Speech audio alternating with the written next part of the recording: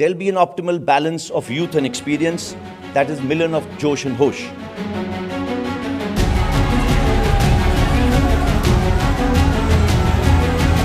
भारत की तीनों सेनाओं द्वारा अग्निपथ स्कीम के ऐलान के साथ ही इस योजना की भारतीय सशस्त्र सेनाओं में स्थायी कमीशन और शॉर्ट सर्विस कमीशन वाले रिक्रूटमेंट सिस्टम के साथ तुलना शुरू हो चुकी है। परमानेंट कमीशन का मतलब है रिटायरमेंट तक सशस्त्र बलों में करियर। शॉर्ट सर्विस कमीशन के तहत सेना 4 साल के विस्तार के विकल्प के साथ 10 साल की सेवा की अनुमति देती है। अग्निपथ योजना के तहत अग्निवीर 4 साल तक सेवाएं दे सकेंगे। सेना में स्थायी कमीशन के लिए कैंडिडेट को नेशनल डिफेंस अकेडमी या इंडियन मिलिट्री अकेडमी में दाखिला लेना होता है।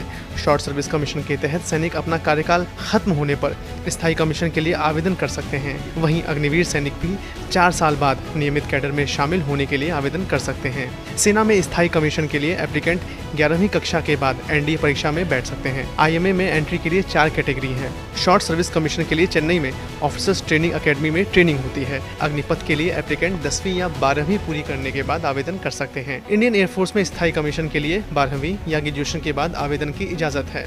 एयरफोर्स के फ्लाइंग ब्रांच में शॉर्ट सर्विस कमीशन के लिए बिना विस्तार के 14 साल की सेवा की जरूरत होती है। अग्निपथ के लिए 17.5 से 21 साल के एप्लीकेंट आवेदन कर सकते हैं।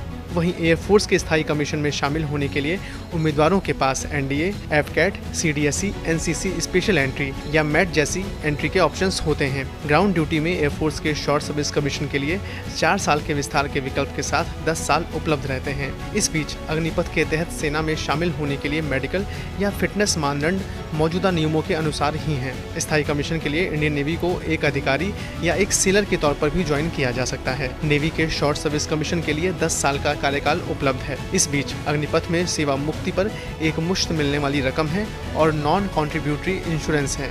नौसेना में स्थायी कमीशन के लिए एनडीए, सीडीएस, यूईएस या बीटेक के ऑप्शंस हैं। नेवी में शॉर्ट सर्विस कमीशन को 4 साल तक के लिए बढ़ाया जा सकता है। अग्निपथ योजना में डेथ और डिसेबिलिटी अलाउंस भी शामिल है। अग्निपथ योजना सुरक्षा बलों और सरकार को कई फायदे भी देती है। इस स्कीम की घोषणा ऐसे वक्त की गई है जब कोविड-19 महामारी की वजह से सेना में 2 साल से कोई भर्ती नहीं हो सकी है। अग्निपथ स्कीम की वजह से सैन्य बलों में औसत आयु 32 से घटाकर 26 साल की जाएगी। जब सेना में 1 लाख जगहें खाली होंगी तो अग्निपथ एक बड़ा एप्लीकेंट पूल बन जाएगा। इससे सशस्त्र बलों के लिए सरकार के पेंशन बिल में भी कमी आने की उम्मीद है। साथ ही मूल प्रस्ताव के अनुसार सरकार को एक सैनिक पर खर्च की गई लागत पर लगभग 11 करोड़ रुपए के बचत होने की भी संभावना है।